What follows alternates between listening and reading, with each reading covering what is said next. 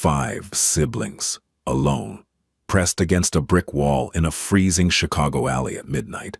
The oldest, 14 years old, was bleeding from his face, shielding the others. A man with a clipboard was on the phone, arranging to split them up and send them to separate facilities across the state. The youngest hadn't spoken in a year. He was barefoot, and then a black SUV pulled up, and the man who stepped out changed everything. The temperature had dropped below 20 degrees in Chicago's meatpacking district, and the wind that swept through the narrow service alley behind Kedzie Avenue carried with it the smell of diesel, rusted metal, and something worse, something human and desperate that had no name but could be felt in the bones of anyone who'd ever been abandoned. 5 children stood pressed against a crumbling brick wall. The oldest was 14. His name was Emmerich. He was bleeding from a cut above his left eye, where the back of a man's hand had connected with his orbital bone 7 minutes earlier. The blood ran warm down his temple, pooling against his jaw, and he hadn't wiped it. Not because he didn't feel it, but because both of his hands were occupied. One gripping his 11-year-old sister's wrist, the other wrapped around the collar of his 9-year-old brother's jacket, holding him upright. Behind Emmerich, pressed flat against the wall, as though she could make herself thin enough to disappear into it, was Sable, 6 years old. She was clutching a one-eyed stuffed rabbit with matted gray fur to her chest with both arms, and her lips were moving rapidly, whispering something only the rabbit could hear. She wore no coat. Her shoes were too big, borrowed from a donation bin 3 shelters ago, and the left one had lost its lace entirely. And behind Sable, tucked into the smallest space between a rusted dumpster and the wall, was Ren, 4 years old. Barefoot, silent, Ren hadn't spoken a word in 11 months, not since the night their mother didn't come home from the gas station on Pulaski Road and never came back. The doctors at Cook County said it was selective mutism. The foster intake worker wrote nonverbal in the case file and underlined it twice, as though the act of underlining could substitute for an actual diagnosis, an actual plan, an actual human being who gave a damn. Ren's eyes were open. That was the thing. They were enormous and dark and open, and they tracked everything, every shadow, every raised voice, every movement in the dark, with the precision of a creature that had learned very early that survival depended on watching. The man standing at the mouth of the alley was named Tully Strack. He was not a social worker. He had never been a social worker. What Tully Strack was, in the complex and largely invisible economy of Cook County's child welfare system, was a broker, a middleman. The kind of man who knew which group homes had vacancies, which foster parents asked no questions, which facilities upstate paid per head, and didn't require background checks on the children being delivered to them. He had a clipboard. He always had a clipboard. It gave him the appearance of officiality, which was the only currency that mattered when you were loading children into unmarked vehicles at 11 o'clock at night. "The 2 younger ones go to Rockford," Tully said into his phone, not looking at the children. Yeah, the girl and the quiet one. The middle kid. I got a family in Joliet that'll take a boy under 10 for the subsidy. The older 2, he paused, listened. I don't care. Split them however you want. The girl's compliant. The oldest is a problem. Emmerich heard every word. He'd been hearing words like these for 3 years, since their father went to Stateville on an aggravated battery charge, and their mother started disappearing for longer and longer stretches until she disappeared permanently, since the first caseworker said, "We'll try to keep you together," with the same tone a person uses when they say, "I'll call you back," knowing they won't. 3 years of group homes and emergency placements and kinship evaluations that went nowhere because there was no kin. 3 years of watching his siblings get separated and reunited and separated again, each time a little more broken, a little more silent, a little more convinced that the world was a machine designed to grind children into dust. Emmerich tightened his grip on Solveig's wrist. Solveig was 11. She had their mother's face, the same wide-set eyes, the same careful mouth that could smile in a way that made you think everything was fine, even when nothing was. Solveig was the one who braided Sable's hair. Solveig was the one who remembered which sibling was allergic to what. Solveig was the one who carried Ren when Ren couldn't walk anymore and sang to him in the dark and told him stories about a house they would live in someday that had a yard and a dog and a door that locked from the inside. Solveig wasn't crying. She hadn't cried in months. The machinery of grief in her had been running so long and so hard that it had simply worn itself smooth. She stood beside Emmerich, her free hand resting on Prosper's shoulder, and she watched Tully Strack with the flat, knowing gaze of a child who understood exactly what was about to happen and had already begun the internal work of surviving it. Prosper was 9. He had a stutter that worsened under stress, and right now, standing in this alley, his entire body was a single, trembling nerve. He couldn't look at Tully. He couldn't look at anyone. His eyes were fixed on the ground, on a crack in the pavement where a stubborn weed had pushed through the concrete, and he was breathing in short, hitching gasps that were almost but not quite sobs. "Please," Prosper whispered, not to anyone in particular, just into the cold. Please don't." Tully glanced at him. "Quiet," he said, the way you'd say it to a dog. Emmerich stepped forward. "We don't split." Tully lowered the phone. He looked at Emmerich, really looked at him, with the practiced assessment of a man who sorted children the way a butcher sorted cuts. Problem.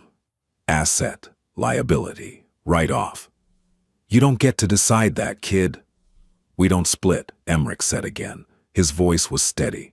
The blood was still running down his face, and his hands were shaking, and he was 14 years old and weighed 112 pounds, and he said it like a man delivering a verdict. Tully stepped closer. He was 6'1", 230, ex-corrections. He smelled like menthol cigarettes and something chemical. Your caseworker signed the transfer. It's done. The girls go one way, the boys go another, and you—" He jabbed a finger at Emmerich's chest. "You go wherever I say you go, and if you keep running your mouth, I'll make sure that place has a lock on the outside of the door." Emmerich didn't flinch, not because he wasn't afraid. He was terrified, but flinching was a luxury that cost things he couldn't afford to pay. Behind him, Sable pressed her face into the stuffed rabbit. Ren's eyes tracked a shadow at the end of the alley. And then the shadow moved. The black Escalade turned onto the service road with its headlights off. It idled to a stop 30 feet from the mouth of the alley, and for a long moment, nothing happened. The engine hummed. The tinted windows revealed nothing. The vehicle sat there like a held breath. Tully noticed it first. His hand drifted to his belt, not to a weapon but to his phone, which was the closest thing to a weapon a man like Tully Strack possessed. In his world, threats were managed with calls, not calibers. But something about this vehicle, the deliberateness of its approach, the killed headlights, the absolute stillness, made him take a step back. The rear passenger door opened. The man who stepped out was 36 years old. He wore a charcoal overcoat that had been tailored in Milan and cost more than the average Chicago family earned in a month. His shoes were handmade. His watch was not visible, tucked beneath the cuff, which meant it was expensive enough not to need showing.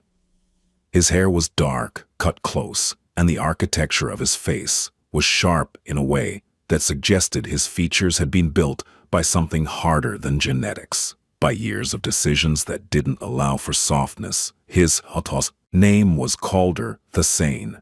In certain circles in Chicago, circles that operated in the margins between legitimate commerce and organized violence, the name Calder the Sane carried a specific gravity that bent the behavior of everyone within its orbit. He controlled 7 of the 12 distribution corridors between O'Hare and the South Side. He held silent partnerships in 14 commercial properties along the Magnificent Mile. He had, at last count, the working loyalty of 2 aldermen, a deputy police superintendent, and a circuit court judge who was not the same circuit court judge who would later become relevant to this story, but who existed in the same compromised ecosystem. Calder the Sane was not a man who rescued people. He was a man who acquired things: territory, influence, leverage, silence, with the methodical patience of someone who understood that the world was a series of transactions and that the only meaningful currency was the ability to control what happened. Next, he was here tonight for an entirely different reason, an unremarkable meeting with a freight operator whose warehouse sat 2 blocks from this alley, regarding a shipping route that had been disrupted by a federal investigation that was getting too close to a particular port of entry.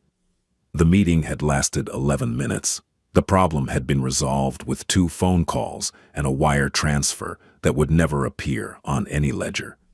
He was leaving when he heard the voice. "We don't split." He stopped. It was not the words themselves that arrested him. It was the quality of the voice, the frequency of it, the specific note that a human voice hits when the person speaking is young and terrified and absolutely certain. The note that exists at the precise intersection of fear and defiance, where a person knows they are outmatched and outgunned and says the thing anyway because the alternative is a silence that would cost more than any beating. Calder knew that note. He had lived inside that note for the first 15 years of his life. He walked toward the alley. Not quickly. Not with urgency. With the measured, deliberate stride of a man who never rushed because rushing implied a lack of control, and a lack of control was something Calder Thesane had not permitted in himself for 21 years. Diddy, his driver, a broad, silent man named Kessler, appeared at his shoulder. "Boss, stay with the car." "Boss." The car, Kessler. Kessler stayed with the car. Calder rounded the corner of the building and stopped at the mouth of the alley. He saw everything in a single, comprehensive sweep, the way a man who has survived violence learns to see, reading a scene the way a combat veteran reads terrain. 5 children. 1 bleeding. 1 barefoot.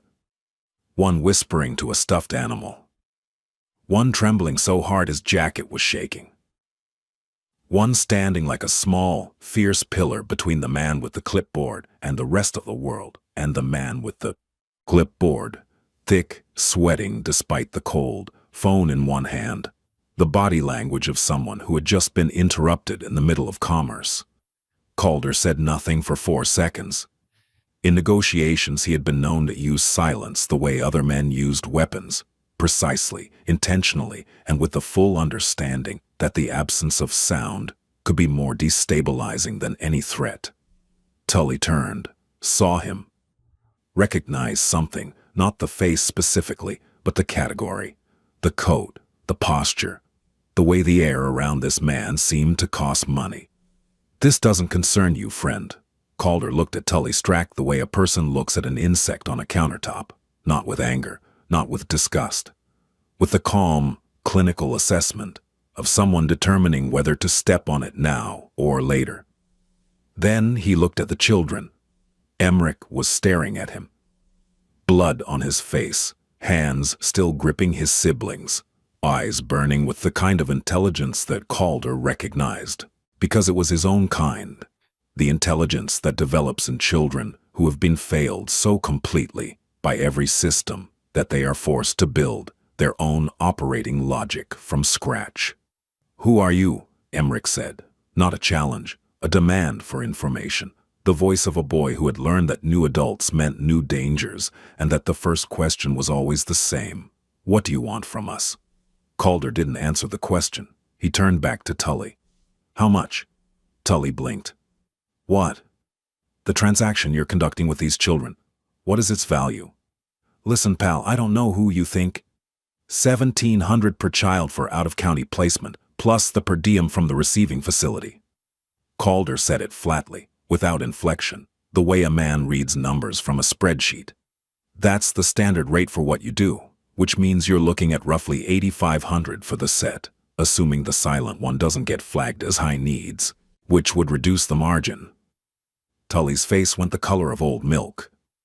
"I know the economics of what you are," Calder said. "I know the name of every facility you've placed children in during the last 18 months. I know who signs your authorizations at DCFS. And I know that if I make one phone call right now, not to the police because the police are not equipped to help children, but to the person who owns the professional future of your friend at the department, This conversation ends with you losing substantially more than $8,500. The silence that followed was the kind that has physical weight. Tully opened his mouth, closed it, opened it again. These kids are state property. No. Calder's voice didn't rise. It didn't need to. It carried the way a blade carries, clean, direct, and without effort. They're not. Leave. Tully looked at him, looked at the Escalade idling at the curb, looked at the children. Something in his small, calculating brain performed a rapid cost-benefit analysis, the kind of math that men like Tully Strack were very good at, which was the math of personal risk versus personal gain. He left, he turned and walked down the alley in the other direction, pulling his collar up, and disappeared around the corner, and the sound of his footsteps faded into the city noise, and then there was nothing in the alley except the 5 children and Calder Thesane and the cold. Calder stood in the mouth of the alley. He did not approach the children. He did not crouch down, the way well-meaning adults crouch down when they want to seem less threatening, which is a gesture children see through instantly, because it is a performance of safety rather than the presence of it. He simply stood there, and he said, "All of you, come with me." 5 pairs of eyes, 5 different calculations, 5 sets of survival instincts honed by years of evaluating strangers. Good stranger, bad stranger, same stranger, different face. Emmerich stepped forward. 1 half step. His body was positioned between Calder and the other 4, and his jaw was set, and his fists were balled at his sides, and he was shaking, not from the cold, but from the adrenaline, from the fight that was still living in his nervous system. "Who are you?" Emmerich said again. "Someone who's not going to separate you." "Everyone says that." "I know." A pause. The wind moved through the alley. Sable's whisper to the rabbit was the only sound. "We don't split," Emmerich said. One more time, testing the words against this new stranger, the way you test ice before you step on it. Calder looked at him, directly, without the performative warmth that adults deploy when they want children to cooperate, without the professional distance that caseworkers maintain when they want to process children efficiently. He looked at Emmerich with the only thing that mattered in this moment, which was the truth. "You won't." Another pause, longer. Emmerich looked back at his siblings. Solveig gave him a look that was not agreement, and not disagreement, but something older. The look of a child who has run out of options and knows it, who understands that the choice is not between safety and danger, but between this danger and that one. Emmerich turned back to Calder. He didn't nod. He didn't agree. He simply moved. He took Prosper's hand in one of his, and Solveig's in the other, and Solveig reached back for Sable, and Sable clutched the rabbit tighter and reached for Wren, and Wren, silent, barefoot, enormous-eyed, let himself be pulled forward. They walked out of the alley in a chain. 5 children holding hands in the dark, following a stranger to an Escalade that could take them anywhere in the world, and they went because the alternative was the alley. And the alley was what they already knew, and what they already knew had never once been kind. Kessler opened the rear door. His face was professional, his eyes when they swept over. The 5 children were not. The children climbed in.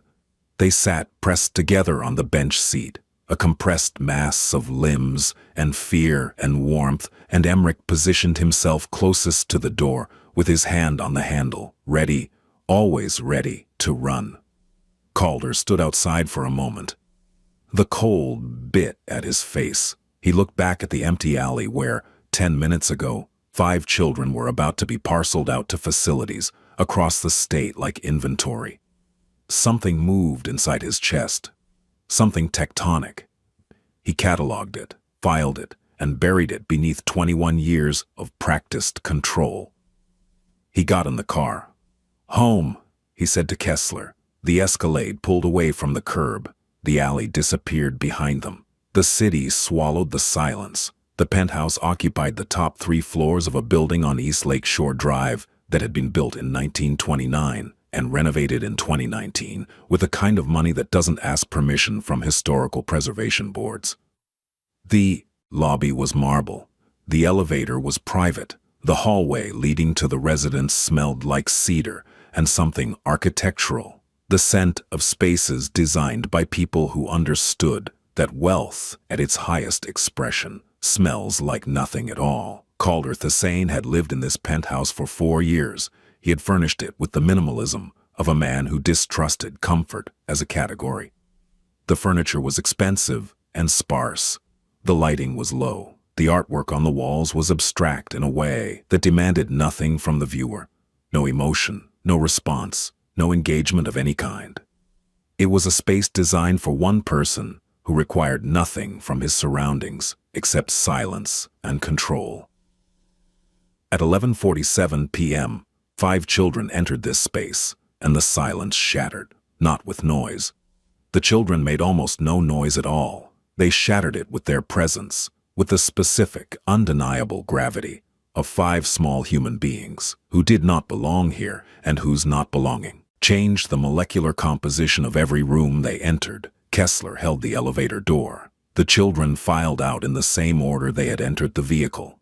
Emmerich first, then Solveig, then Prosper, then Sable, then Wren, still holding hands, still connected in that desperate chain that was less a gesture of affection than a survival mechanism, the physical manifestation of a promise they had made to each other in a group home 2 years ago that they would never let go, no matter what. Maren Kale was waiting in the foyer.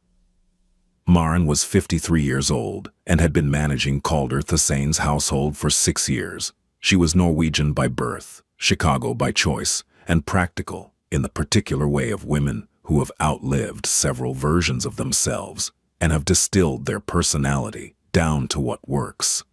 She kept the penthouse spotless. She managed a staff of 4. She knew in broad strokes what Calder Thassain did for a living, and she had made her peace with it. The way a person makes their peace with weather. It existed. It could not be changed, and the best strategy was a good coat. Maren looked at the 5 children standing in the foyer of the most expensive private residence on East Lake Shore Drive and said nothing for exactly 3 seconds. Then she looked at Calder. Mr. Thassain. Maren. These are children.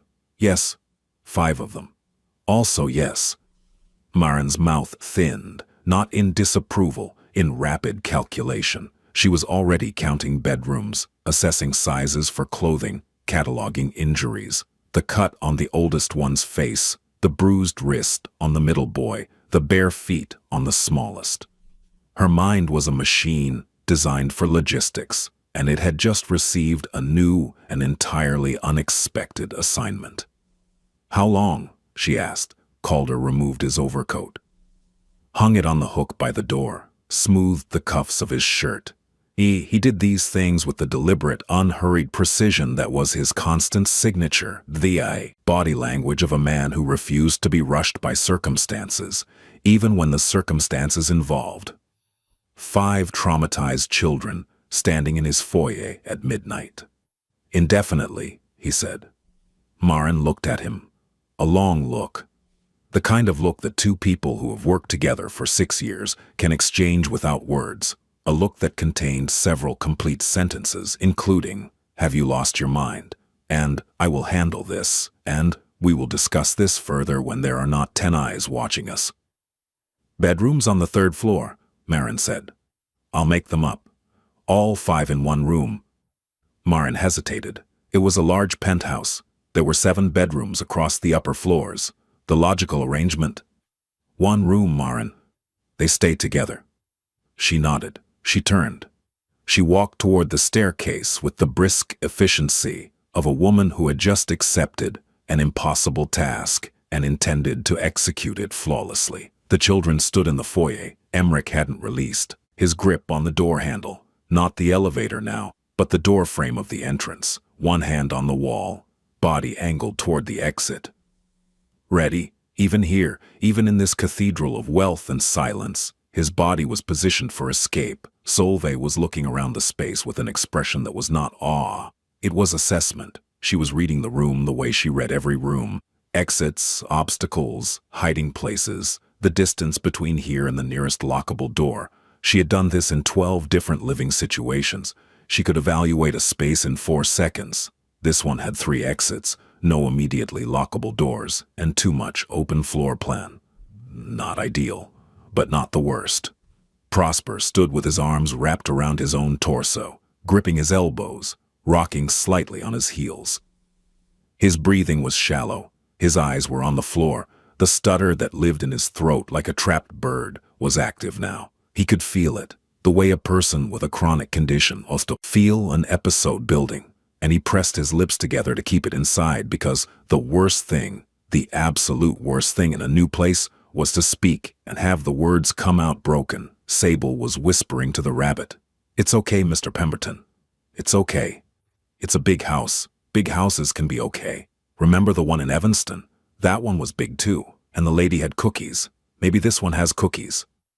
She did not sound like she believed this. Wren stood at the end of the chain. He had not looked up since they entered the building. His eyes were on his bare feet against the marble floor, and his face was a small, closed thing, a face that had decided, at 4 years old, that the safest possible expression was no expression at all. Calder observed all of this. He did not approach them. He did not offer words of comfort. He did not attempt to establish warmth or trust or any of the social lubrications that adults typically deploy in the presence of frightened children. What he did was stand at a distance of approximately 10 feet, hands at his sides, and allow the silence to exist. He knew from a childhood he did not discuss, in a South Side neighborhood that no longer existed in its original form, in a series of placements that had taught him everything about the mathematics of survival, that frightened children do not need words. They need evidence. They need to observe over time that the space they are in does not hurt them. And that process cannot be accelerated with language. It can only be accelerated with patience. Theron Vask arrived 6 minutes later. Theron was Calder's chief lieutenant. He was 41, Haitian-American, built like a middleweight who had graduated to management, with a shaved head and eyes that missed nothing, and a mind that operated with the cold precision of a logistics algorithm. He had been with Calder for 12 years, since the early days, since the consolidation, since the period of Calder's rise that involved events neither man discussed in polite company, or for that matter, in any company at all. Theron walked into the penthouse, saw the children, and stopped. "No," he said. Calder looked at him. "Calder, no." "Theron, this is not a group home. This is not a shelter. This is the operational center of a—" He glanced at the children, lowered his voice. "Of an enterprise that cannot afford the kind of exposure that comes with. What is this? What happened?" They were being brokered. Brokered. Split and sold to facilities across the state by someone operating inside the DCFS framework. Theron's jaw tightened. He was not a man who tolerated the exploitation of children. He was, in fact, a man who had spent the first 9 years of his own life in a series of foster placements in Miami that had left him with 2 cracked ribs, a distrust of institutions, and a permanent and abiding fury at the systems that claim to protect the vulnerable while operating, in practice, as a supply chain for the worst kinds of human commerce. But his fury was separate from his professional judgment, and his professional judgment was telling him, loudly and clearly, that this was a problem. "Boss, what are they doing here?" Calder straightened his cuffs again. The gesture was automatic, a physical ritual of control that he performed when his internal landscape was more turbulent than his exterior permitted. "They're staying." Theron looked at him. For a long time. Then he looked at the children. Emmerich was watching him with the same burning, assessing gaze he turned on every new adult. Solveig had shifted her body to put herself between Theron and the younger ones. Prosper was still rocking. Sable was still whispering. Wren was still staring at his feet. Theron exhaled. It was not a sigh. It was the sound of a man realigning his entire operational framework in real time. "I'll increase the security rotation," he said. "And I'll need to talk to Cassius, meow, about the legal exposure." "In the morning." "In the morning," Theron agreed. He turned to leave. At the door, he paused. Without turning around, he said, "The little one needs shoes." "I know." Theron left. Marin had prepared the largest guest room on the 3rd floor with military efficiency. 5 bedding sets laid out on the king-size bed and 2 additional mattresses she had pulled from storage. Pillows, more pillows than 5 children knew what to do with. Clean towels, a nightlight plugged into the baseboard outlet, because Marin understood, without being told, that children who have lived in institutional settings need light in the dark. Solveig was the first to notice the nightlight. Her hand, the one not holding Sable's, twitched slightly. She said nothing, but something in her shoulders, which had been locked at a rigid 45 degrees since the alley, dropped by approximately 1 centimeter. It was the first relaxation any of them had shown. Marin stood in the doorway. "There are extra blankets in the closet. The bathroom is through that door. There is a lock on the bathroom door." She said this last part with deliberate emphasis, looking at Solveig, because Marin understood that 11-year-old girls in strange houses needed to know about locks. Solveig nodded. A micro nod, barely visible. "Are you hungry?" Marin asked. No one answered. Emmerich's eyes flicked to his siblings and back to Marin. In the lexicon of survival, this question was a test. Saying yes meant vulnerability. Saying no meant going hungry. Emmerich had been making this calculation for years, decades in emotional time, and the answer was always the same. Deny need, minimize exposure, ask for nothing. "I'll put sandwiches in the kitchen," Marin said, reading the silence perfectly. "In case anyone gets hungry later." She didn't wait for a response. She walked away down the hall, and her footsteps receded, and the children were alone. They moved into the room as a unit. Emmerich checked the window. Locked, 3rd floor, no viable exit, but also no viable entry. He checked the closet, empty, except for blankets. He checked the bathroom, clean, functional, and yes, a lock on the door. He checked under the bed because checking under the bed was a reflex that had been installed in him by a foster placement in Waukegan, where the man in the house would wait in dark places for children who wandered at night. When the room had been declared safe, a process that took Emmerich approximately 90 seconds and was as methodical as a military sweep, the chain loosened. Solveig sat on the edge of the bed. She pulled Sable into her lap. Sable pressed her face into Solveig's shoulder and went silent for the first time. No whispering, no narration to the rabbit.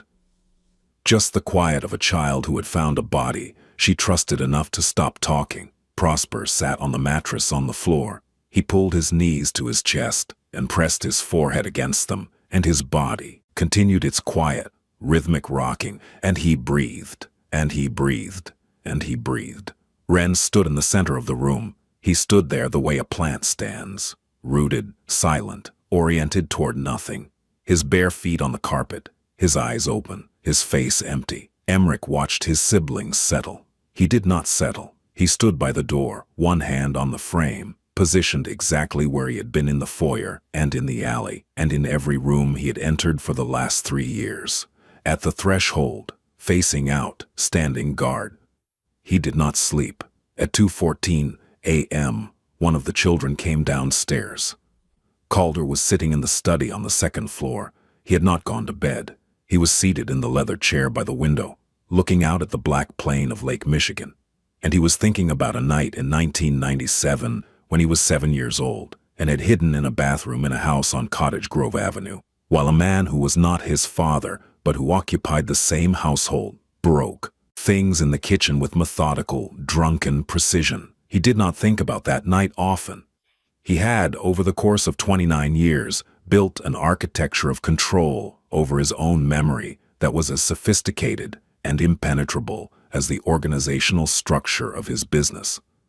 But tonight, the alley, the children, the chain of hands in the dark had found a crack in that architecture, and the memory had slipped through. He heard the footsteps. Light, tentative. The footsteps of a small person navigating an unfamiliar space in the dark. He didn't move. He waited. The kitchen light turned on, a thin strip of it visible from the study. The sound of a cabinet opening, closing, a drawer, the rustle of something being wrapped carefully. Calder rose silently and walked to the doorway of the kitchen. Solveig was standing at the counter. She had found the sandwiches Marin had left, 4 of them, neatly wrapped in wax paper, arranged on a plate. Solveig had taken 2 of them. She had not eaten them. She was wrapping them tighter, more securely, with the compulsive precision of a person who has learned to stockpile food because the next meal is never guaranteed. She was hiding bread in her pockets. She saw Calder in the doorway and froze. Her hands stopped moving. Her eyes, their mother's eyes, wide and watchful, locked on him with the specific fear of a child caught doing something she knows is wrong but cannot stop doing because the survival instinct that drives it is older and stronger than any rule. "Sorry," she whispered. "I'm sorry. I'll put them back." Calder looked at the sandwiches in her hands. He looked at the 2 remaining on the plate. He looked at the pockets of her too large jacket, which already had a familiar bulge. She had done this before, in other kitchens, in other houses, always preparing for the inevitable moment when the food would stop. "Take all 4, he said. Solveig stared at him. "And there's more in the refrigerator. Anything in the kitchen is available to you. At any time." He said this without warmth, without the soft, coaxing tone that adults use when they want children to feel safe. He said it as a statement of fact. Flat, direct, and absolute, because he understood from the deepest and most unreachable part of his own experience that a child who hoards food does not need reassurance. A child who hoards food needs certainty. And certainty is not delivered through tone. It is delivered through repetition and consistency and the slow, grinding accumulation of evidence that the words match the reality. Solveig stood there for a long moment, the sandwiches in her hands, the kitchen light humming above her, the lake outside the window, black and vast and indifferent. She took all 4 sandwiches. She wrapped them carefully. She put 2 in her pockets and carried 2 against her chest. "Thank you," she whispered, and then she was gone, her footsteps padding up the stairs, and the kitchen was empty again, and Calder stood in the doorway and felt something shift inside him, some deep, load-bearing structure that had held for 21 years, adjusting by a fraction of a degree. He returned to the study. He sat in the chair. He looked at the lake. He did not sleep either. The first morning was a study in silence. Marin arrived at 7 a.m. with 3 bags of children's clothing purchased from a 24-hour Target on State Street, the only store open at 5 in the morning when she had driven there, still in her coat from the night before, with a list she had compiled from visual estimation alone. She was accurate to within 1 size for all 5 children, which was, in Marin's private estimation, an acceptable margin of error. She laid the clothes out in the 3rd-floor hallway, folded, organized by size. She did not enter the room. She knocked once, a single, clear knock that announced presence without demanding entry, and said through the door, "Clothes are in the hall. Breakfast will be ready in 30 minutes." Inside the room, Emmerich was already awake. He had been awake all night. He stood by the door, listening to the knock, listening to the footsteps retreat. And then he opened the door 1 inch, just enough to see the hallway, confirm it was empty, and pull the clothes inside.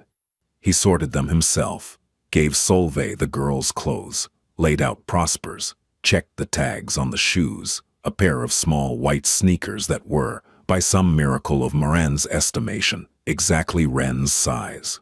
He put the shoes on Ren himself, kneeling on the carpet, threading the laces through the eyelets, with fingers that were clumsy from exhaustion and adrenaline, tying them the way he had tied them 1,000 times before, double knots because Ren couldn't retie them, and loose shoes meant slow running, and slow running meant not getting away.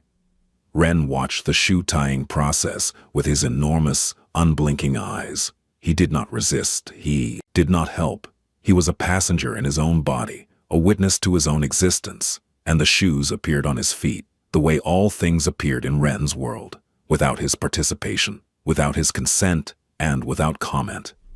Breakfast was eggs, toast, orange juice, fruit sliced into small pieces. Marin had prepared it with the institutional efficiency of a woman who understood that the first meal in a new place was not about nutrition. It was about establishing a pattern. Meals happen here. Food appears here. This is a place where people eat. The children came to the table in formation. Emmerich first, scanning. Solveig next, guiding Prosper by the shoulder.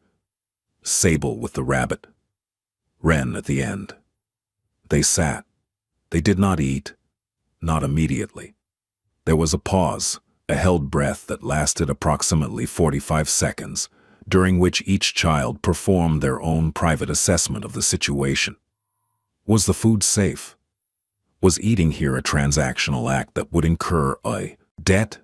Was this the kind of place where eating meant you owed something, where the food was a leash, where accepting nourishment meant accepting obligation? Sable broke first. She reached for a piece of toast, tore it in half, and gave one half to the rabbit. "Mr. Pemberton says thank you," she said to no one in particular. Prosper ate next, quickly, silently, with the mechanical efficiency of a boy who had learned to eat fast because food could be taken away. Solveig ate slowly, watching. Her eyes moved between the kitchen and the hallway, and the windows and back, mapping the environment while she chewed, filing information, building the mental model of this new place that she would need in order to navigate it safely. Wren did not eat. He sat in his chair, his new shoes touching the floor, his hands in his lap, and he stared at the plate as though it were a problem he had not been given the tools to solve. Emmerich did not eat either. He stood by the door of the kitchen, watching his siblings, watching the hallway. Waiting, Calder entered the kitchen at 7:38 a.m. He was dressed for the day. Dark shirt, dark trousers, shoes that cost more than the monthly foster stipend for all 5 children combined. He paused in the doorway, registered the scene. The 4 children at the table, the one standing guard. He poured himself a cup of coffee. Black. No sugar. He leaned against the counter, 10 feet from the table, and drank it in silence. He did not greet the children. He did not ask how they slept. He did not perform any of the social rituals that adults typically enact in the morning. He simply existed in the space, present, visible, and unremarkable, and allowed the children to observe him the way they needed to observe him, which was at a distance, without pressure, and for as long as they required. This was a strategy. Not a warm one. Not an intuitive one. It was the product of Calder Thessane's own childhood, which had taught him that the most dangerous adults were the ones who tried hardest to be liked, the ones who came at you with smiles and questions and an aggressive, suffocating friendliness that was in reality a demand that you perform gratitude, perform comfort, perform the role of the saved child so that the saving adult could feel good about themselves. Calder had no interest in feeling good about himself. He had an interest in not separating 5 children. Beyond that, his motives were, even to himself, unclear. And he was fine with that. He was a man who had built an empire on incomplete information, and he trusted the process of waiting for clarity more than he trusted the process of manufacturing it. Theron arrived at 8:15 with Cassius Brine. Cassius was Calder's attorney. He was 58, silver-haired, and possessed of the kind of legal mind that operated in the space between what was lawful and what was possible, which was a larger space than most people imagined. He had been managing the legal architecture of Calder's enterprises for 9 years. He had never in those 9 years been asked to manage a situation involving 5 minor children. "This is irregular," Cassius said, which was the legal equivalent of saying the building was on fire. "Understood. The state of Illinois has specific protocols regarding the custody and placement of minors in the DCFS system. You cannot simply acquire children, Calder. They were being trafficked within the system. That's a claim that would require evidence and a legal proceeding to establish. In the meantime, you are, technically, in violation of..." "In the meantime," Calder said, "they have shoes and a meal and a bed where all 5 of them are in the same room. What does the state have to offer that improves on that?" Cassius was silent for a moment. He was a man who valued precision. He was also a man who had 3 grandchildren and who understood, beneath the carapace of legal expertise, that the law and justice were not always the same animal. "I'll file for emergency guardianship," he said. "I'll need their full names, dates of birth, and current case numbers. And I need you to understand that this filing will draw attention. The kind of attention that your other interests would prefer to avoid. File it." Calder. "File it, Cassius." Cassius filed it. The first 3 days moved with the slow, grinding weight of geological time. Each day was a series of small observations, small gestures, small shifts in the tectonic plates of trust that would, eventually, either move towards something or pull apart completely. On the first day, Emmerich did not leave the 3rd floor. He stationed himself in the hallway outside the bedroom, back against the wall, and he watched every person who moved through the house. Marin, the cleaning staff, a delivery person who brought groceries, Kessler, who moved through the penthouse like a shadow with a shoulder holster. Emmerich catalogued each of them. Threat, assessment, behavioral patterns, distance from the children. On the second day, Prosper had a panic attack in the bathroom. Solveig heard it through the door, the hyperventilating, the soft, stuttered pleas of, sit, stop, please sit, stop. And she sat on the other side of the door and pressed her palm flat against the wood and said, very quietly, "I'm here, I'm right here, I'm not going anywhere." She said it for 11 minutes until his breathing slowed. Calder was on the 2nd floor. He heard everything through the vent that connected the 3rd floor bathroom to the 2nd floor study. He did not go upstairs. He understood that going upstairs, inserting himself into a crisis he had not been invited into, would accomplish nothing except demonstrating to Emmerich that adults in this house moved toward children during moments of vulnerability, which was exactly the pattern that had preceded the worst experiences of their lives. On the 3rd day, something happened that was very small and very large at the same time. Sable was in the living room. She was sitting on the floor with Mr. Pemberton in her lap, conducting what appeared to be a medical examination of the rabbit.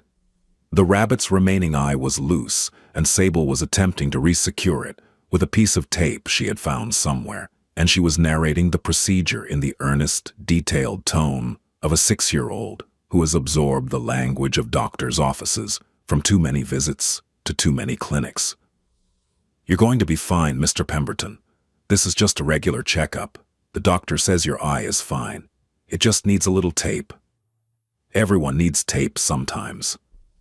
Calder walked through the living room on his way to a meeting in the study. He paused, not deliberately. His feet simply stopped, the way a person's feet stop when they encounter something that doesn't fit into the expected pattern of their environment. He looked at the rabbit, the loose eye, the matted fur, the tape that was not holding. He left the room. 20 minutes later, he returned. He placed a small, white tag on the table beside Sable, the kind of tag you would find on a piece of luggage. On it, in Calder's precise architectural handwriting, was a single word. Pemberton. Sable picked it up. She looked at it. She looked at Calder, who was already leaving the room, his back to her, heading toward the study. She looked at the rabbit. She tied the name tag to Mr. Pemberton's left ear with the piece of tape she had been using for the eye, and something in her face, some small, bright thing that had been flickering uncertainly for months, steadied. "He knows your name," she whispered to the rabbit. "He knows your name." No one else in the room heard her, but the thing she was saying was true, and the truth of it was larger than the words. And the fact that a man who ran a criminal empire in the city of Chicago had taken 30 seconds out of his day to write a name on a luggage tag for a one-eyed stuffed rabbit was, well, it was the beginning of something. The emergency guardianship filing landed on the desk of Judge Harwick Crane on a Tuesday morning. Judge Crane was 61 years old, a lifelong resident of Cook County, and a man whose career on the family court bench had been characterized by 2 things: an impeccable public reputation for advocating child welfare and a private relationship with the operators of 17 group homes and residential treatment facilities across Illinois that was transactional in a way that would have ended his career if it had ever been documented. Harwick Crane was not evil in the way that people imagine evil, not mustache-twirling, not cackling, not possessed of a self-aware malice. He was evil in the way that most evil actually manifests in the world, which is through the slow, incremental corruption of a person who began with good intentions and gradually discovered that the system rewarded the wrong things. He had started his career as a genuine advocate. He had, over the course of 30 years, become the system he had once fought against. He read the filing. He read the name, Calder Thesane. He picked up the phone. Delphine Royce answered on the second ring. She was 44, a senior administrator at the Department of Children and Family Services, and she had the specific energy of a bureaucrat who had been promoted beyond her competence and compensated for the deficit by becoming territorial, obstructionist, and deeply suspicious of anyone who attempted to work outside her control.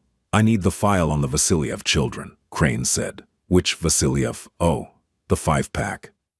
Don't call them that. It's what the caseworkers call them. 5 siblings, same placement requirement. It's a logistical nightmare. Nobody wants all 5. Someone does, apparently." He told her about the filing. She listened. The silence on the other end of the phone had a texture, the specific textures of a person calculating exposure. "Thesane," she said. That's a name. It's a problem." "How so?" "Because if he files for guardianship, and his lawyers are competent, and they are, they're going to pull the placement history for those children. All of it.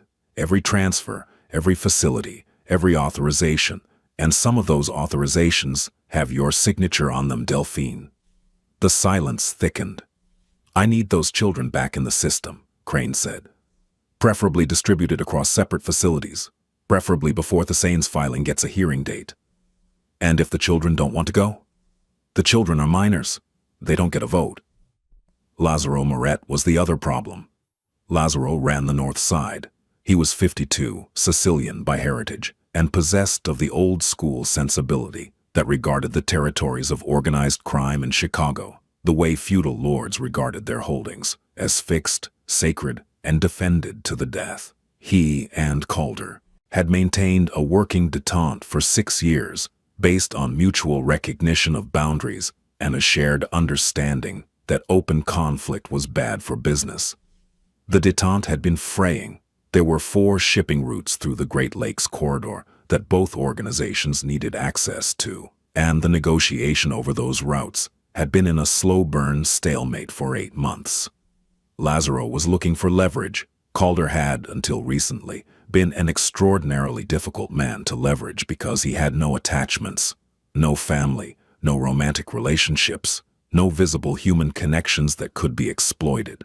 5 children changed that calculation. Theron brought the intelligence report to Calder's study on Thursday afternoon, 4 days after the alley. "Lazaro knows." Calder looked up from a document he was reviewing. "Knows what?" "About the children. He's been asking questions through back channels. Who they are, what your relationship is, why they're here, and he's interpreting it as a vulnerability. His exact words to his underboss were, 'The man who has nothing to lose just found something to lose.'" Calder was quiet. Outside the window, the lake was a flat, gray plate under a flat, gray sky. Chicago in November. The city looked like it had been drained of color and left to dry. "He's wrong," Calder said. "Is he?" Calder didn't answer. Theron waited. The silence between them was comfortable, the silence of 2 men who had spent 12 years in each other's company and had long ago abandoned the need to fill dead air with words. "What's the timeline?" Calder asked. "Crane filed a motion to vacate your guardianship petition this morning. Hearing is set for next Tuesday. That gives us 5 days to prepare a legal defense that will need to withstand scrutiny from a judge who is actively working to undermine it. And Lazaro?" Theron paused. "Lazaro sent a man to photograph the building yesterday from a car parked across the Tulwa street. Just photographs. For now. Increase the rotation. 4 men on the building. 2 on the street. One in the lobby. Done. But Calder, Theron leaned forward. I need to say something and I need you to hear it. Say it. Keeping these children makes you vulnerable. The legal exposure alone is enough to justify a federal inquiry. If Crane coordinates with the U.S. attorney, and he has the connections to do it, your legitimate holdings could be frozen, your corporate structures could be audited, and if Lazaro decides to escalate while you're distracted by a custody hearing. Theron. The operational risk is Theron. Theron stopped. I hear you, Calder said. I understand the math, I understand the exposure, and I am telling you, as I have told you before, about other decisions that looked irrational and turned out to be correct, that this is not a negotiable position. Why? It was the first time in 12 years that Theron had asked Calder, why? Not how, not when, not what's the play, why? Calder looked at his lieutenant, then he looked out the window at the lake, and he said something he had never said to Theron, or to anyone, in 21 years. Because I was the oldest. The room went very still. I was the oldest, Calder repeated. And there were 3 of us, and they split us, and I couldn't stop it, and I have not. He paused, breathed, resumed with the same controlled tone, but beneath it, something was shaking. I have not seen my brother or my sister since I was 15 years old. I don't know where they are. I don't know if they're alive, and I have built everything I have, every dollar, every alliance, every piece of territory, on the back of that failure, on the promise I made to myself that the thing that was done to me would not define what I was capable of doing. He turned back to Theron. I will not watch it happen again, not in front of me, not when I have the power to stop it. Theron held his gaze. Nodded. Once. The kind of nod that doesn't mean agreement. It means recognition. It means I see you. It means I understand now what I didn't understand before, and I will not ask again. Tuesday, Theron said. We'll be ready. On Friday, 5 days after the alley, Emmerich came to find Calder. This was, in itself, extraordinary. In the 5 days since their arrival, Emmerich had not voluntarily initiated a single interaction with any adult in the house. He had responded to direct questions with monosyllables. He had accepted meals silently. He had maintained his post by the door, his position by the exit, his constant, exhausting vigilance, and he had given nothing. Not a word more than necessary. Not a gesture of trust. Not a single crack in the armor he had spent 3 years welding shut.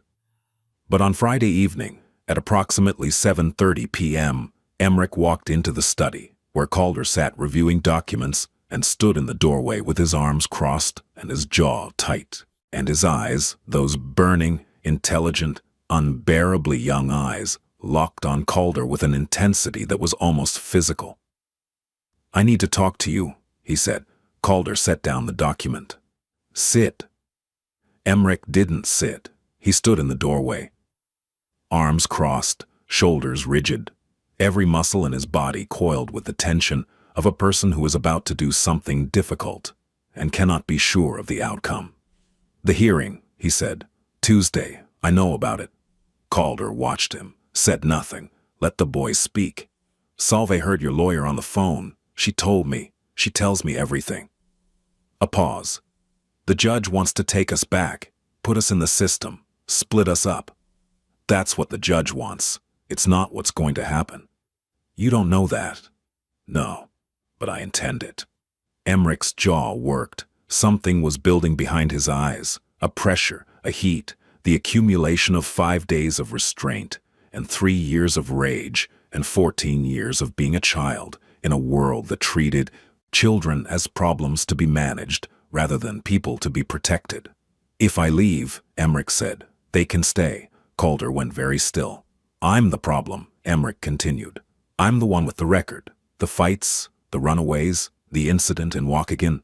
The judge can use me to justify pulling the petition. But if I'm not in the picture, the other 4, they're young enough. They're compliant enough. The system can place them. You could. His voice cracked. Hairline fracture. He sealed it immediately. You could keep them without me. The room was quiet except for the sound of the wind against the window and the distant hum of the city below.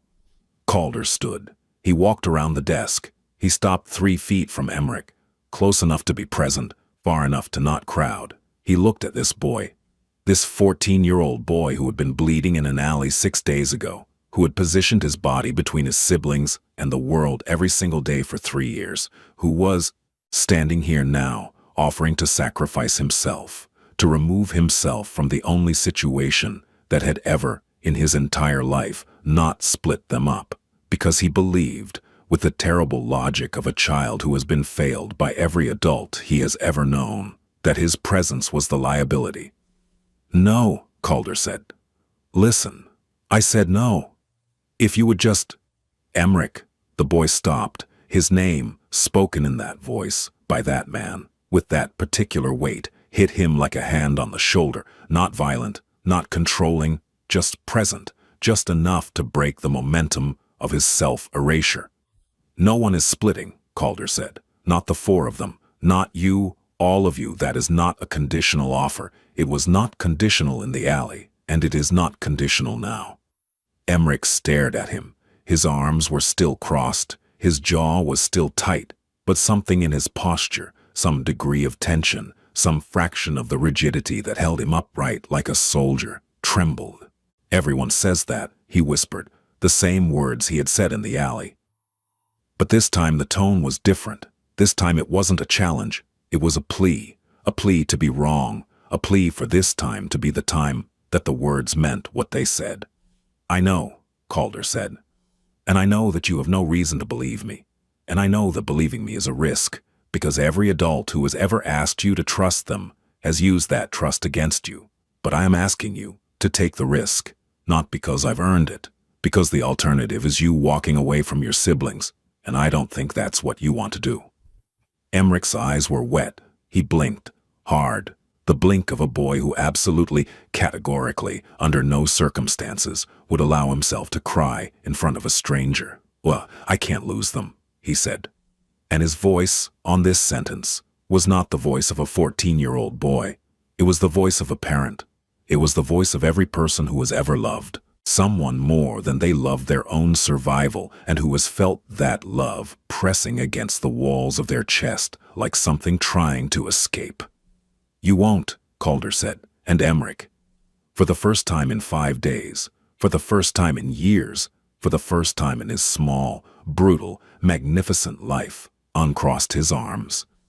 The days between Friday and Tuesday were the days when the ice began to move, not visibly, not dramatically. The transformations that occurred in the Thessane penthouse during those 4 days were as subtle and incremental as the movement of glaciers, invisible to the casual observer, seismic in their implications. But for the 5 children who had spent years in the frozen landscape of institutional care, even the smallest thaw was revolutionary. Saturday. Prosper spoke at breakfast. It was a single sentence. "Can I have more juice?"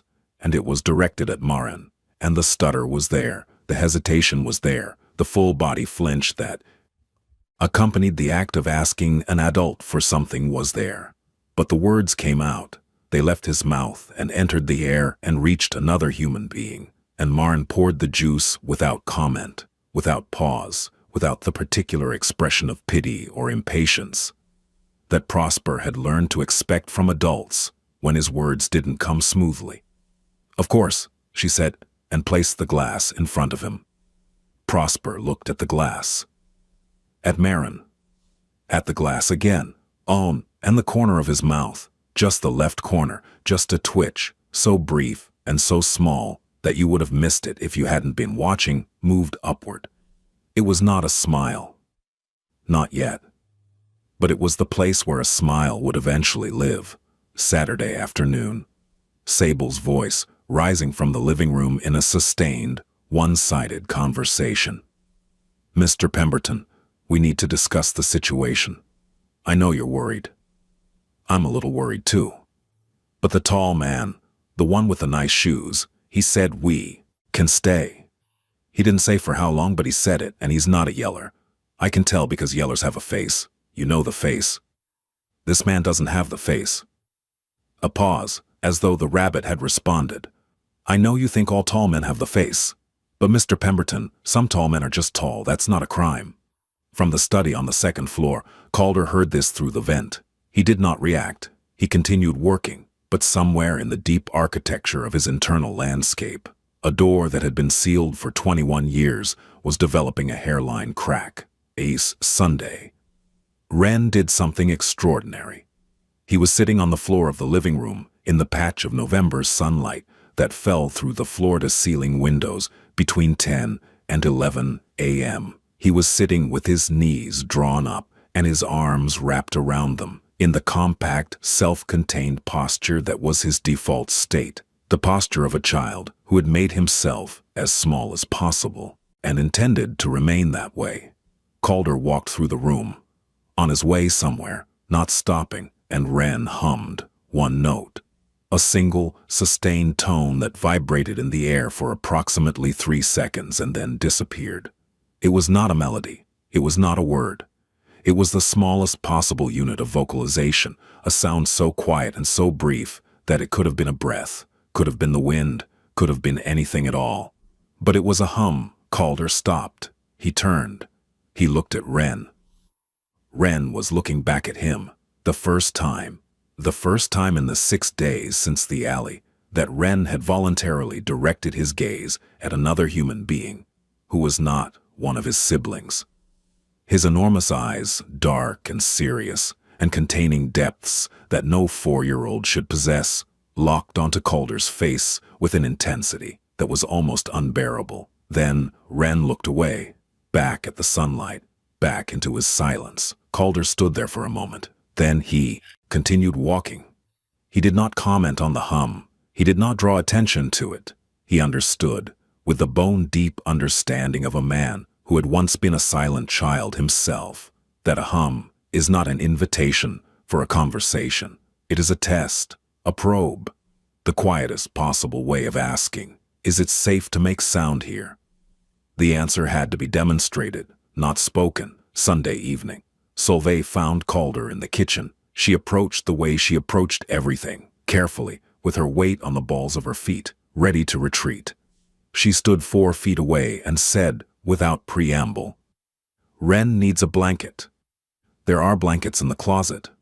Not a regular blanket. His blanket. It was—" She stopped, reorganized, started again with the precision of a child who has learned to make requests efficiently because long requests get interrupted.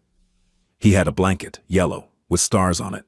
It was our mom's, from before. It's in the last group home we were at, Pilsen. If it's still there. Calder looked at her. The name of the facility. Bridgeway Residential, on 18th Street. And the blanket is yellow with stars. It's small, more like a receiving blanket from the hospital when he was born. Her voice was steady. Her eyes were not. He can sleep without it. He's been sleeping without it for 2 months, but she swallowed. He used to hold it when he still talked.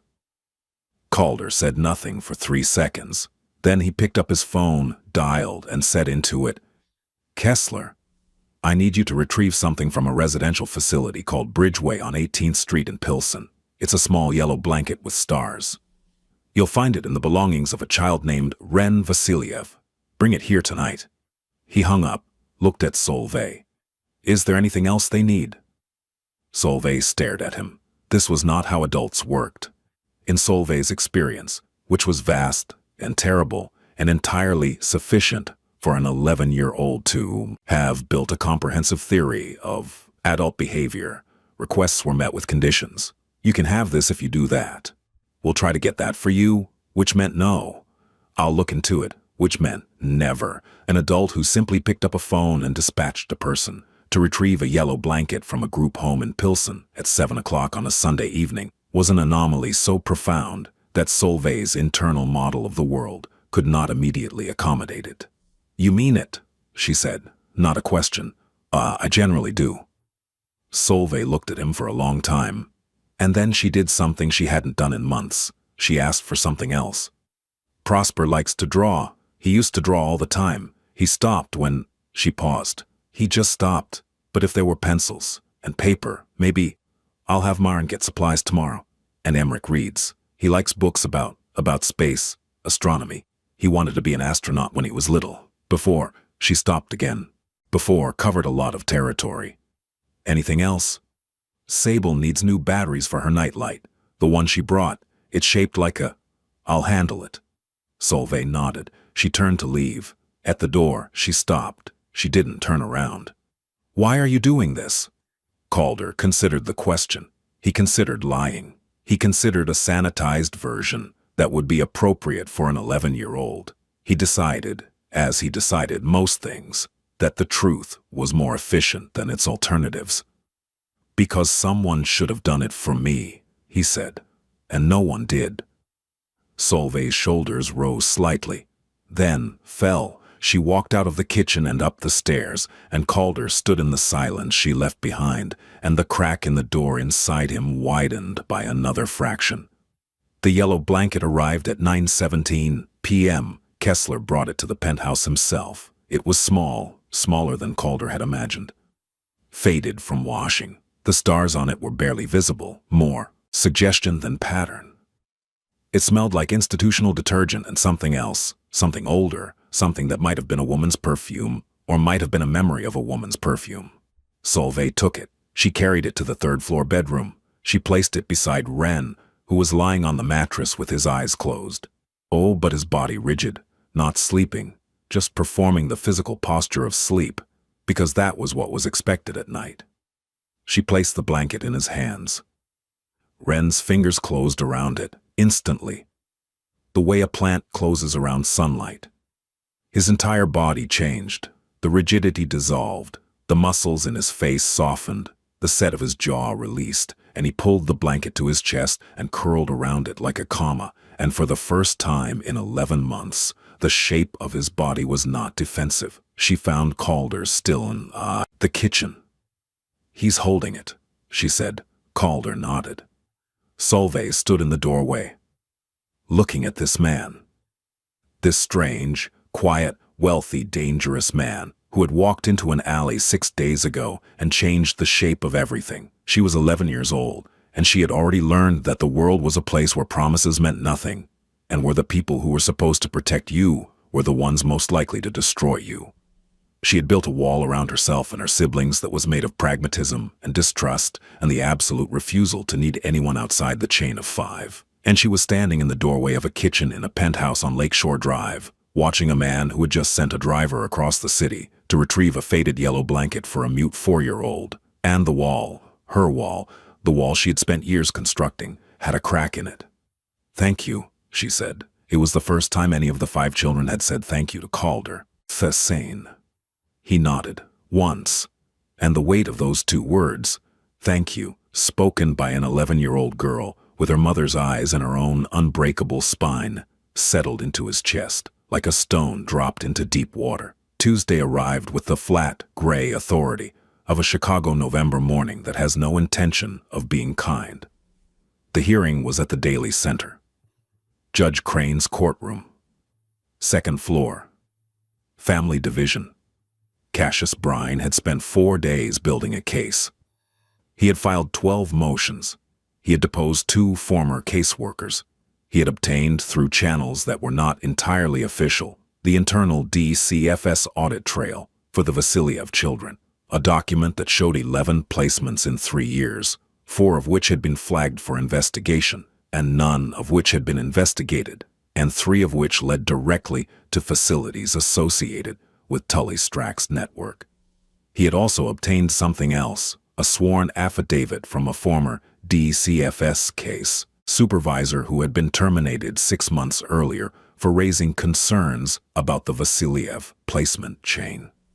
The affidavit described in precise and devastating detail the financial relationship between certain DCFS administrators and certain private placement facilities, and it named names. One of those names was Delphine Royce. "This is a bomb," Cassius told Calder on Monday evening. "If we detonate it in open court, it doesn't just win the hearing. It opens a federal investigation." Good. Not good. A federal investigation into DCFS corruption will inevitably expand. Investigators will look at everyone involved. including the person who removed the children from the system in the first place, which is you. I understand. Do you? Because the exposure here. Cassius. Calder's voice was even, measured. Present the affidavit. Win the hearing. Whatever comes after, I'll manage. You're willing to risk? I'm willing to risk whatever the hearing requires me to... Risk? Cassius was quiet for a moment. Then he said, with the careful formality of a man who is stepping outside his professional role, "You care about these children." It was not a question. Calder didn't answer, which was, for a man like Calder Thasane, the most honest answer possible. The children were brought to the courthouse by Marin and Kessler. Calder arrived separately. Theron arrived with 4 men positioned at the building's entrances, visible enough to deter, invisible enough not to provoke. In the car on the way to the Daily Center, the children were silent. Emmerich sat in the front seat, next to Kessler. The other 4 were in the back. Solveig had Wren in her lap. Sable was whispering to Mr. Pemberton. Prosper was doing his breathing, the slow, counted breaths that Solveig had taught him for moments when the world became too loud. "Emmerich," Solveig said from the back seat. He didn't turn. "Yeah. Whatever happens in there. I know. We don't split." "I know, Sol." She was quiet. Then, he said it in the alley, and he said it again in the study. "I know. Do you believe him?" Emmerich was quiet for a long time. The car moved through traffic. The Daily Center appeared through the windshield, massive and brutalist, a building that looked like it had been designed to intimidate. "I'm trying to," Emmerich said. And the honesty in those 4 words was more than he had offered any adult in 3 years. The courtroom was not full. Family court hearings are not spectacles. They are administrative proceedings that determine the fate of children with the bureaucratic efficiency of a Department of Motor Vehicles processing license renewals. But this courtroom had more people in it than usual. Calder was seated at the petitioner's table with Cassius. He wore a dark suit, no tie. His face was composed in the expression it always wore, controlled, attentive, revealing nothing. But his hands, beneath the table, were pressed flat against his thighs, a gesture of restraint. A gesture that Emmerich, seated in the gallery behind him, recognized immediately, because it was the same gesture Emmerich made when he was trying not to lose control. Judge Crane entered. He was tall, silver-haired, imposing in his robes, in the way that all judges are imposing in their robes, which is the way a costume designed to represent authority represents authority regardless of the character of the person wearing it. He called the case, read the docket number, summarized the petition, emergency guardianship application, filed by Calder Thasane on behalf of the minor children, Emmerich, Solveig, Prosper, Sable, and Wren Vasiliev. "Mr. Brine," Crane said, "your petition." Cassius stood. He buttoned his jacket, and he began. He was good. He was very good. In 60 years of life and 35 years of law, Cassius Brine had developed the particular skill of presenting information in a way that was simultaneously dry enough for legal consumption and devastating enough for moral impact.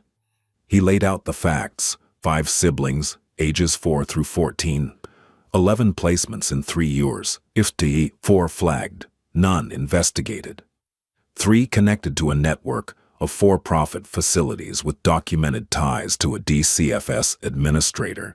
He did not mention Delphine Royce by name. Not yet. He laid the groundwork, the pattern, the numbers, the systemic failure, and let the implication build. Crane listened. His face was impassive. His pen moved across a notepad. He was, Cassius noted, writing nothing of substance.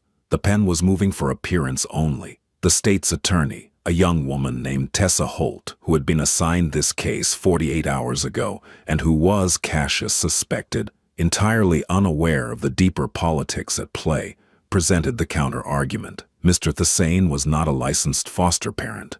He had no formal relationship with the children. His background had not been evaluated by DCFS. The appropriate course of action was to return the children to state custody, pending a full investigation of the petitioner's suitability. It was competent. It was procedurally correct. It was also, in Cassius's estimation, completely insufficient for what was about to happen. Your Honor, Cassius said, rising again, the petitioner would like to introduce Exhibit 7. The affidavit. He handed copies to the clerk, to the state's attorney, and to the judge, and then he read it into the record, every word. The names, the dates, the dollar amounts, the facilities, the per-child payments, the signature of a DCFS administrator who had approved 37 out-of-county transfers in 18 months, each one to a facility that paid a referral fee to a company whose registered agent was, Your Honor, Tessa Holt said, standing abruptly. This is not relevant to the guardianship petition. It is directly relevant, Cassius said, without raising his voice, without breaking stride, with the calm precision of a surgeon who has planned every cut, because it establishes that the system to which the state proposes returning these children is the same system that has spent 3 years failing them. The same system that authorized the transaction my client interrupted in an alley on Kedzie Avenue 11 days ago. The courtroom was silent. Crane's pen had stopped moving. In the gallery, Emmerich was gripping the edge of the bench with both hands. Solveig had Wren in her lap, and her face was pale, and her eyes were fixed on the judge with an expression that was not hope and not fear, but something in between. The expression of a person watching a coin in the air. Crane cleared his throat. Mr. Brine, the court appreciates the thoroughness of your filing, but this hearing concerns a guardianship petition, not a systemic audit of. Respectfully, Your Honor, Cassius said, this hearing concerns the safety of 5 children, and the evidence before this court establishes that the system currently charged with ensuring that safety has been, for at least 18 months, actively participating in their endangerment. He paused. Let it sit. My client is not asking this court to approve an irregular arrangement. He is asking this court to recognize that the regular arrangement has failed, 11 times documented, and that these 5 children. He turned briefly to look at them in the gallery. Emmerich, rigid. Solveig, fierce. Prosper, trembling. Sable, clutching Mr. Pemberton. Wren, silent, wrapped in his yellow blanket. Deserve something better than a 12th failure. The silence that followed was the kind that changes rooms. Crane sat behind his bench and felt the ground shifting beneath him. The affidavit was public record now. Read into the transcript. It couldn't be buried. It couldn't be managed. It was out, and it contained enough information to trigger an investigation that would, inevitably, reach the people who had built this system and who had profited from it, and some of those people would inevitably name names, and some of those names would inevitably lead back to this courtroom. He had 2 options. He could rule against the petition, return the children to state custody, and hope that the ensuing investigation could be contained. Or he could rule in favor, grant the guardianship, and position himself on the right side of what was about to become a very public scandal. Harwick Crane was not a good man, but he was a smart one, and smart men know when to change sides. The court will recess for 30 minutes, he said. 30 minutes. In the hallway outside the courtroom, Calder stood by a window that looked out at Picasso's untitled sculpture in Chute Daly Plaza. The November wind was whipping around the base of the sculpture, sending leaves and litter spiraling across the concrete. He felt a presence beside him, small, tentative. Emmerich. The boy stood next to Calder, looking out the same window, and for a long moment, neither of them spoke. They stood side by side, the man and the boy, both upright, both still, both carrying the same weight in different bodies, and the silence between them was not the silence of strangers. It was the silence of people who understand each other in a way that does not require language. Whatever happens, Emmerich said quietly, I want you to know something. Calder waited. Nobody ever fought for us before. Not like that. The lawyer, the filing, He swallowed. You risked things for us. Nobody ever risked anything for us. Calder looked at him. At this boy who had been standing guard for 3 years, who had bled in an alley to protect his siblings, who had offered to leave if it would keep them together. This boy who was, in every way that mattered, the same boy Calder had been at 14, older than his years, harder than his age, and carrying a weight that no child should know how to carry. It wasn't a risk, Calder said. It was a decision. Emmerich nodded. And then, without looking at Calder, without any preliminary gesture, he shifted his weight slightly to the left so that his shoulder was touching Calder's arm. It lasted 2 seconds, maybe 3, the briefest, most tentative physical contact imaginable. A 14-year-old boy who had not voluntarily touched an adult in 3 years, allowing his shoulder to rest against the arm of a man he was trying to trust. Then he straightened, stepped away, crossed his arms again, rebuilt the wall, but it had happened, and both of them knew it. The recess ended. The courtroom reconvened. Judge Crane returned to the bench. He did not look at the state's attorney. He did not look at Cassius. He looked at the children in the gallery, 5 of them, pressed together, holding hands. The oldest bleeding in an alley, the youngest barefoot. He had a choice. "The court has reviewed the petition and the evidence submitted," Crane said. His voice was formal. The words were procedural. But his eyes, when they moved to the children, contained something that might have been, if you were generous, the ghost of the man he had once been before the system got to him. Given the documented history of placement failures, the evidence of systemic irregularities within the current DCFS chain of custody, and the absence of any viable alternative placement that maintains sibling unity. Solvay's hand tightened on Wren's. "The court grants emergency guardianship of the minor children, Emmerich, Solvay, Prosper, Sable, and Wren Vasiliev, to the petitioner, Calder Thassain, pending a full review of the DCFS placement record and a formal guardianship evaluation to be completed within 90 days. The gavel came down. The sound was small, a wooden hammer on a wooden block, a sound that happened in courtrooms thousands of times a day, all over the country, in cases that determined who lived where and who belonged to whom. But in this courtroom, on this Tuesday, for these 5 children, that sound was the sound of the world changing shape. The hallway outside the courtroom was fluorescent lit and institutional. It smelled like floor polish and old coffee. It was not a beautiful space. It was not a dramatic space. It was a government building hallway where people processed paperwork and waited for elevators and lived out the most consequential moments of their lives in between announcements from a PA system. Calder walked out of the courtroom.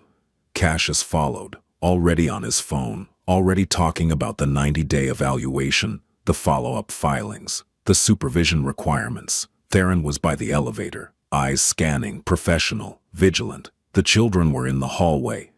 They were standing in the same formation they had stood in since the alley. Emmerich in front, Solvay beside him, Prosper behind, Sable behind Prosper, Wren at the end. A chain, a constellation, 5 points of light held together by gravity and will.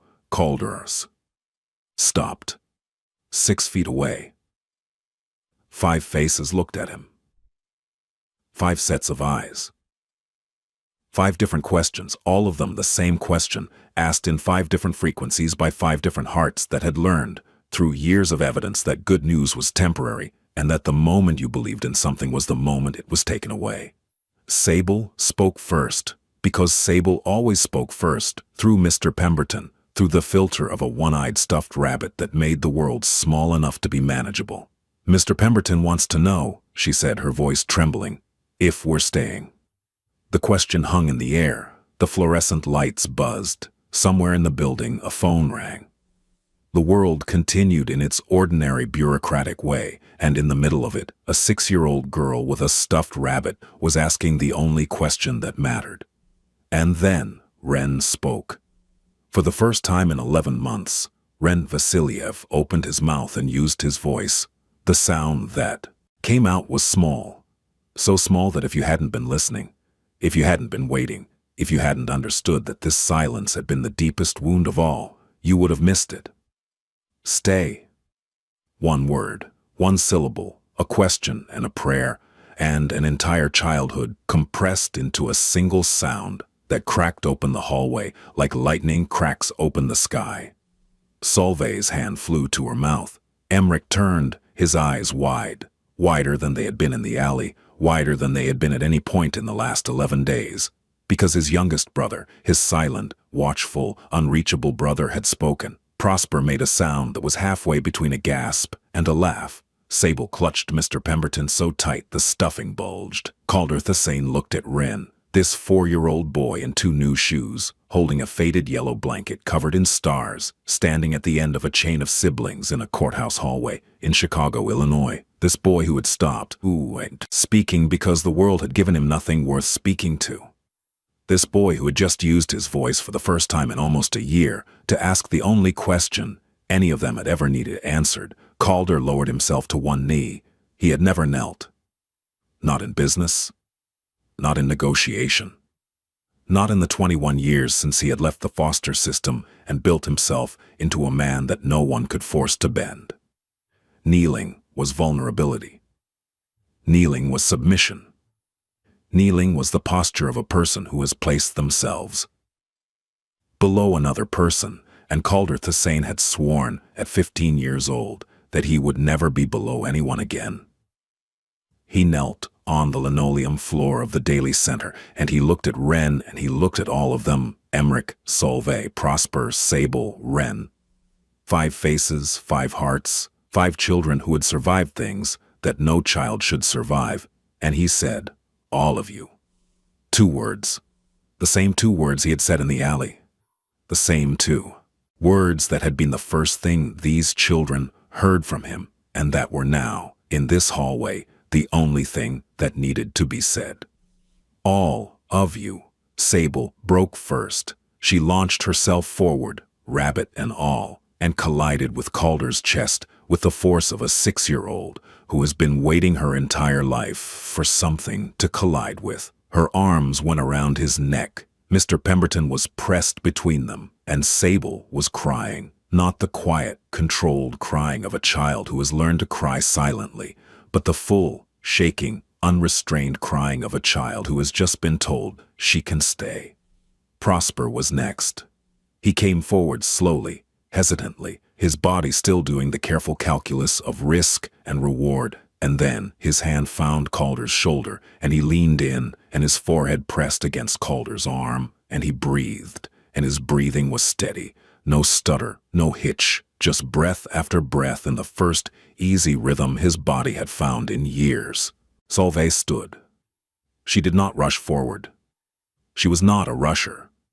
She was a deliberator, a calculator, a girl who had spent her childhood being the calm one, the careful one, the one who held the others together while her own interior crumbled. She stood with her hands at her sides, and her mother's eyes shining, and she watched her siblings press against this man, and something inside her, some final, exhausted sentry that had been standing guard for 3 years, set down its weapon. She stepped forward. She put her hand on Sable's back, and she stood there in the circle, not touching Calder directly, but touching Sable, who was touching Calder, and the chain was unbroken, and that was enough. That was enough. Emmerich was last. He stood apart, 3 feet, his arms at his sides, his jaw working, his eyes, those burning, beautiful, exhausted eyes, were full of something he had been carrying for 3 years that was too big for his body and too heavy for his age and too much for one human being to hold alone. He looked at Calder, at this man kneeling on the floor of a courthouse with his siblings pressed against him, this man who had stepped into an alley and said 2 words and meant them, this man who had fought for them, not with fists, not with guns, but with lawyers and filings, and the strategic sacrifice of things that mattered to him, for the sake of 5 children who had been given no reason to believe they mattered to anyone. Emmerich's armor cracked, not dramatically, not with a sob or a collapse or a cinematic breakdown. Emmerich's armor cracked the way Emmerich did everything, quietly, fiercely, with his jaw clenched and his fists balled and his eyes burning, with the refusal to be broken by this, by any of this, by the sheer, unbearable, terrible mercy of finally being told he could stop fighting. A single tear ran down his face. He wiped it with the back of his hand, hard, the gesture of a boy who could not let himself be soft. Not all the way. Not yet. But the tear was there. The crack was there, and Emmerich stepped forward into the circle, and his hand found Calder's shoulder, and he gripped it, not with the softness of a child, but with the grip of a young man who had just found something solid enough to hold. They stayed like that. In the hallway, under the fluorescent lights.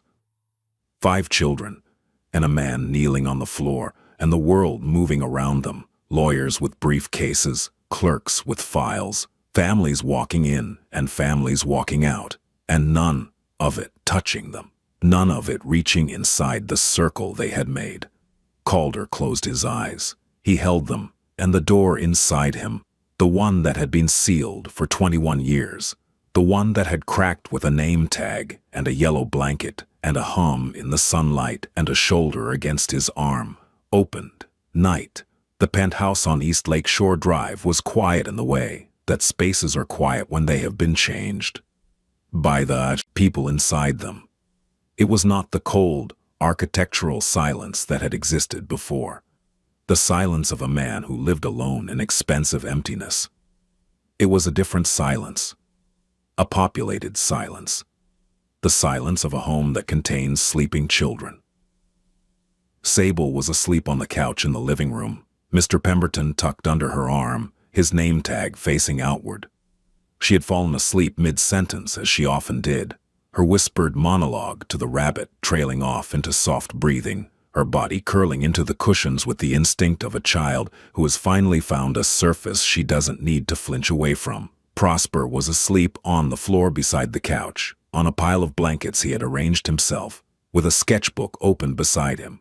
He had been drawing all evening, not anything specific, just shapes, spirals, the kind of abstract rhythmic mark-making that a 9-year-old boy uses to process a world that is too complex for words.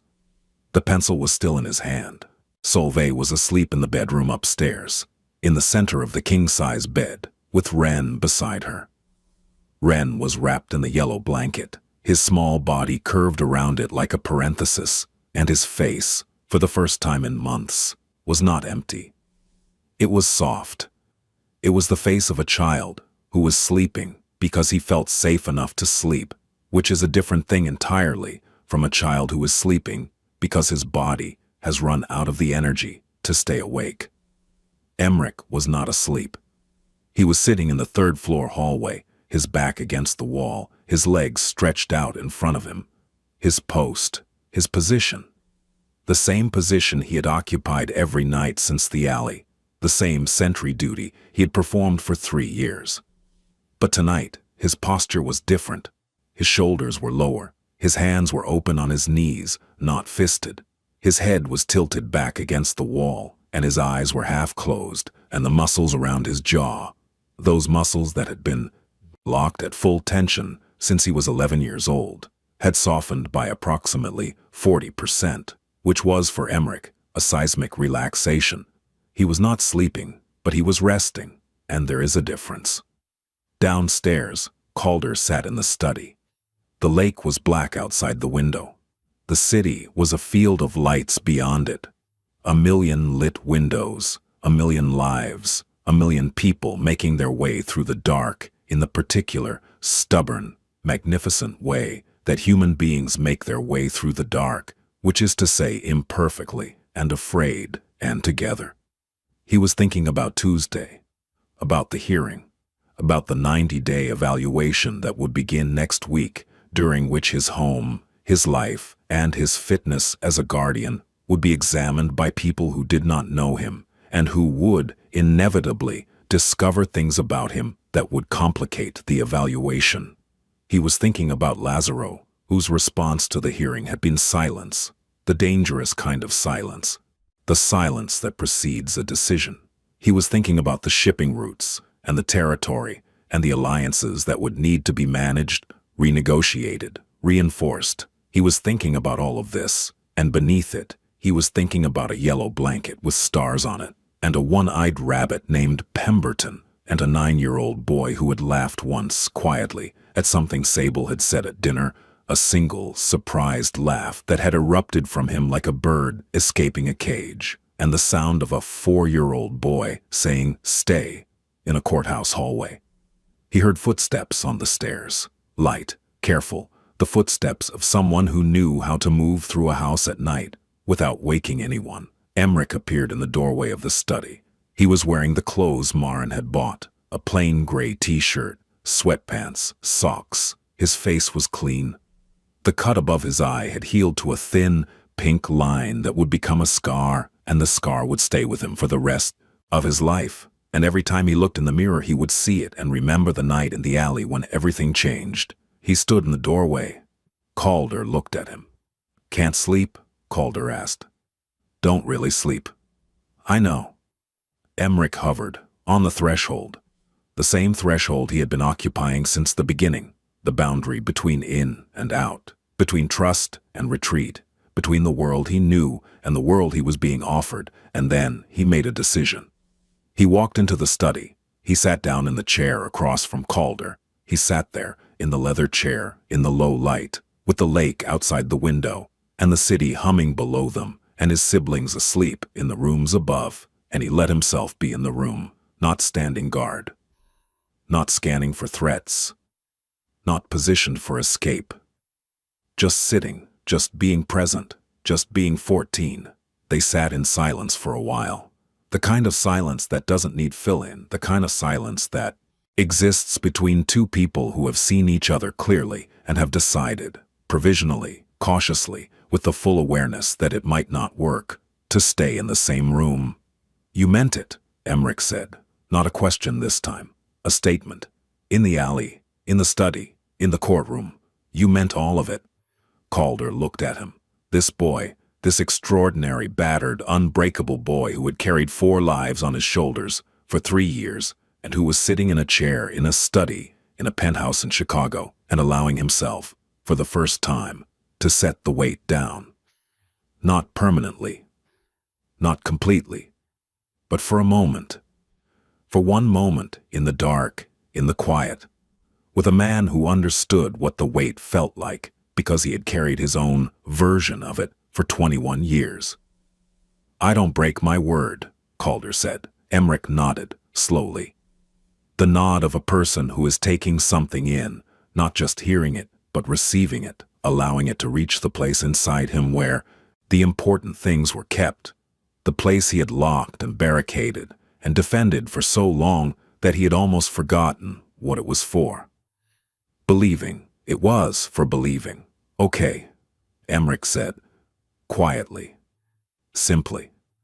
The word of a boy who was choosing, with full knowledge of the risk, to trust someone, not blindly, not completely, but enough. Enough to sit in a chair, enough to breathe, enough to be in a room without watching the door. "Okay," he said again.